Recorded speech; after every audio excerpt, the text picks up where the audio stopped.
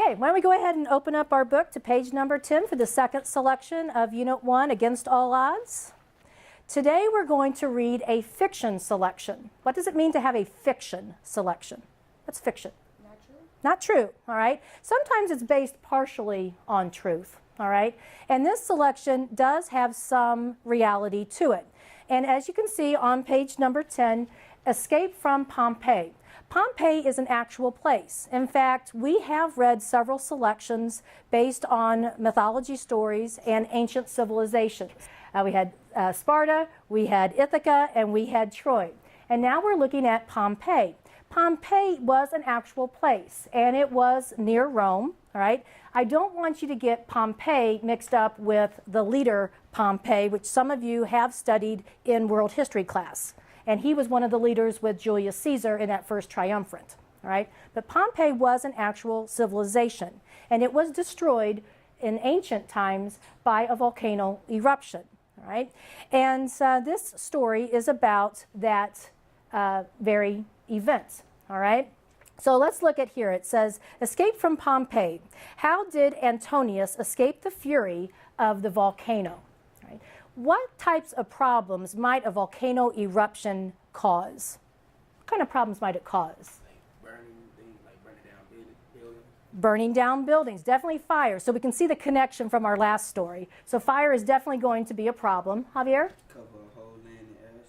Okay, ash is definitely going to be a problem. You're all way too young to even know about the Mount St. Helens eruption in Washington state in the United States, but ash was definitely a problem in that state. What's that? Kill animals and stuff. Killing the animals and people around, absolutely. Anything else other than fire and ash from a volcano? What is that substance that comes out of volcanoes? Smoke, fire? What did you say? Lava, that molten rock, right? Really hot molten rock. Okay. Other than the state of Washington, any other state that you know of in our country that has active volcanoes? Hawaii, very good. All right. I'm going to read the first paragraph, and then I'm going to call on volunteers to continue the reading. We're going to look for main ideas and specific details like we did yesterday. When we see a main idea, what are we going to do to it? We're going to circle the main idea. And when we see specific details, what are we going to do to our specific details? Underline. Okay. Now keep in mind that this is a fiction reading. So our main ideas are going to be in the introduction of our story, and our specific details are going to be in the rising action and climax of our story. All right? So let's begin. Okay, now with fiction, we need to know setting. Where does this story take place? That would be a specific detail. Where does it take place? Stephen? Okay, a street. It takes place on a street, so definitely circle that. Javier? Pompeii, that would be the city.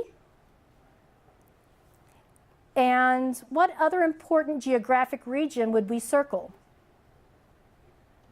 Pompeii, city street, and Mount Vesuvius. That's a hard word to say, Vesuvius. Okay. Other than setting, what else is important to remember in a fiction story?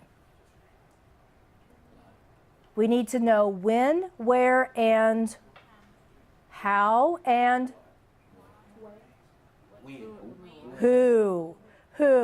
Our characters. So what character names have we already heard? Antonius, Bassus, and there's one other. We don't know the name. But we know a pronoun. What's the pronoun? Bassus, yes. Well, master, yes. But what's the pronoun? What point of view is this story being told from? I. And because it's told from I, it is first person. You're right, Trey. So first person point of view. Okay? Make sure you write first person point of view in your margin. It's important to know that, because anytime a story is told from first person point of view, it's very credible. Okay? Okay. Now I just read the introduction to the story. We have the setting established, we have characters established, and we have kind of a conflict established. Olive oil's running low, it's been promised, and it hasn't been delivered. All right? Anytime somebody orders something and it hasn't been delivered, you get a little upset, right? Okay, it's been promised to you, you probably paid for it, Okay, so you know there's a little bit of tension. Who would like to continue reading the next section? All right, Chris, continue. Okay, what important detail did we just learn that explains why Antonius was so alarmed, Amani? Years ago, it was an earthquake and he lost his family. Good. 15 years before, the same thing had happened and he lost his entire family. He had been through this before and he wasn't waiting around for it again. All right, so that's a very important detail.